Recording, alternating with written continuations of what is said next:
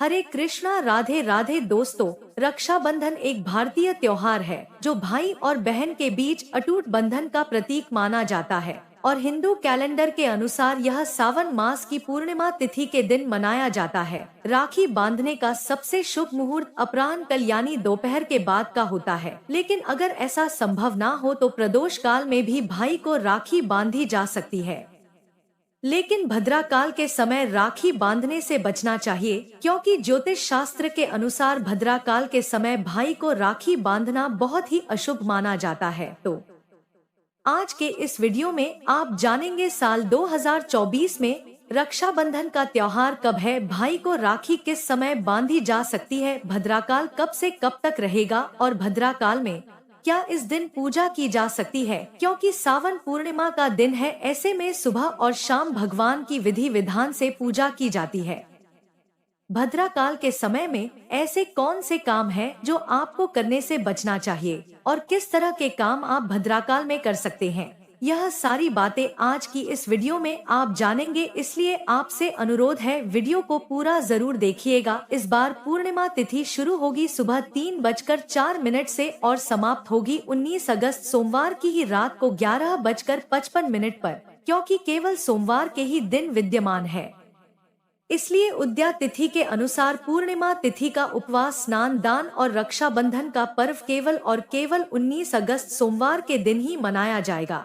भद्राकाल 19 अगस्त सोमवार को सुबह 5:23 से प्रारंभ होकर दोपहर 1:29 पूर्णिमा के दिन राखी बांधने के शुभ मुहूर्त के बारे में। तो 19 अगस्त सोमवार को दोपहर 1:30 से लेकर रात 9:08 के बीच में आप कभी भी अपने भाई को राखी बांध सकती हैं। अगर बात करें इनमें से सबसे शुभ मुहूर्त कौन कौन से हैं, तो अपराह्न मुहूर्त दोपहर 1:45 से 4:20 तक रहेगा और इसके बाद जो प्रदोष काल का मुहूर्त होता है, जो कि भाई को राखी बांधने के लिए बहुत ही शुभ मुहूर्त माना जाता है, शाम 6:56 से रात 9:08 तक रहेगा। अब यहाँ पर आपको एक बात का ध्यान रखना है, पूर्णिमा के दिन जो सुबह पूजा की जाती है वह आप सुबह भद्राकाल के समय में भी कर सकते हैं। भद्रा के समय पूजा करना अशुभ नहीं माना जाता है, लेकिन अगर आप कोई नया काम शुरू करना चाहते हो और रक्षाबंधन का त्योहार मनाना चाहते हो तो भद्राकाल की समाप्ति के बाद ही आपको रक्षाबंधन का त्योहार मनाना चाहिए। भद्रा तीनों लोकों में विचरण करती है। स्वर्ग लोक में सुखदायिका, पाताल लोक में हो तो धन संचय कारक, और अगर मृत्यु लोक पर होती है तो कार्यों में विनाशक होती है। ज्योतिष ग्रंथों में भद्रा के कल्याणकारी स्वरूप और उसके निवारण के उपाय भी बताए जाते हैं। मृत्यु लोक, स्वर्ग लोक और पाताल लोक में भद्रा विचरण करती है और उसी जगह फल देती है। जिस दिन पंचांग देखकर लोगों को यह पता चलता है कि आज इतने समय से इतने समय तक भद्रा रहेगी, उस दिन प्राय लोग शुभकामनाओं के लिए दरवाजे बंद कर लेते हैं। आम जनमानस, आम जनता भद्रा को इतना अशुभ मानते हैं कि लोग आवश्यक यात्रा को रोककर कभी कभी अपना नुकसान कर लेते हैं। लेकिन देखना यह है कि क्या भद्रा पूरी तरह से इतनी अशुभ होती है कि उस समय काम करने से सभी काम बिगड़ जाते हैं। ऐसा नहीं है, हर समय भद्रा अशुभ नहीं होती। चिंतामणि आदि प्रसिद्ध मुहूर्त ग्रंथों के अनुसार भद्रा तीनों लोकों में विचरण करती है। स्वर्ग लोक में निवास करने वाली भद्रा जो शुभ प्रदायिनी होती है, पाताल लोक में निवास करने वाली भद्रा धन संचय का कारक होती है, यानी कि इस समय यदि काम किया जाए तो वह घर में बरकत लाता है और कभी आर्थिक अभाव नहीं होता।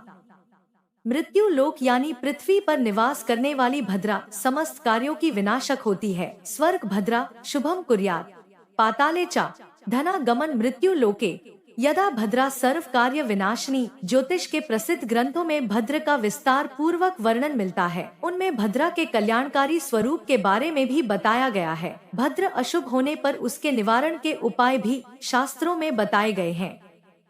जैसा कि इस श्लोक से आपको पता चलता है कि केवल मृत्यु लोक की भद्रा ही अशुभ मानी जाती है।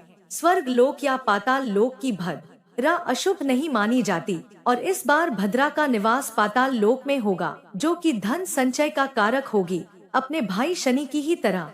भद्रा का स्वभाव ज्योतिष शास्त्र में क्रूर बताया गया है। भद्रा भगवान सूर्य की पुत्री है, सूर्य की पत्नी छाया से उत्पन्न है और शनि देव की सगी बहन है। भद्रा का स्वभाव जन्म से ही उग्र था। उसकी उग्रता को रोकने के लिए ही भगवान ब्रह्मा ने उसे काल गणना कर पंचांग में एक प्रमुख स्थान प्रदान किया। हिंदू पंचांग में 5 प्रमुख अंग होते हैं: तिथिवार, नक्षत्र, योग और करण। करण की कुल संख्या 11 होती है, जिनमें बिस्टी नाम के एक कारण को ही भद्रा कहते हैं। भद्रा के विनाशक स्वभाव के कारण ही सूर्य भगवान दुविधा में थे कि उसका विवाह किसके साथ किया जाए। इसलिए एक दिन सूर्य भगवान पुत्री भद्रा के साथ ब्रह्मलोक ब्रह्मा जी के पास गए। ब्रह्मा जी ने वृष्टि को बुलाकर कहा, भदे तुम बव वालव, कौलव, तैत आदि कारणों के अंत में निवास करो और जो व्यक्ति यात्रा, गृह प्रवेश, मांगलिक कार्य, व्यापार आदि नए कामों की शुरुआत करें, तुम्हारे पृथ्वी लोक पर निवास करने के समय में करें, उन्हीं के यहाँ जाकर तुम निवास करो और उनके कार्यों में विघ्न बाधा अपने आदत के अनुसार उत्पन्न करो। इसी प्रकार भद्रा की उत्पत्ति हुई और उसे मिष्टीकरण के रूप में पंचांग में स्थान मिला। इसलिए मांगलिक कार्यों में विघ्न बाधा से बचने के लिए ब्रह्मा जी ने कथन अनुसार पृथ्वी लोक पर विचरण करने वाली भद्रा का त्याग अवश्य करना चाहिए। खासकर इस दिन भाई को राखी बांधना, श्रावणी कर्म, चूड़ा पहनना, होलिका दहन के समय भद्रा का त्याग करना चाहिए। इसके बाद भी जो लोग पूर्णिमा तिथि के दिन सुबह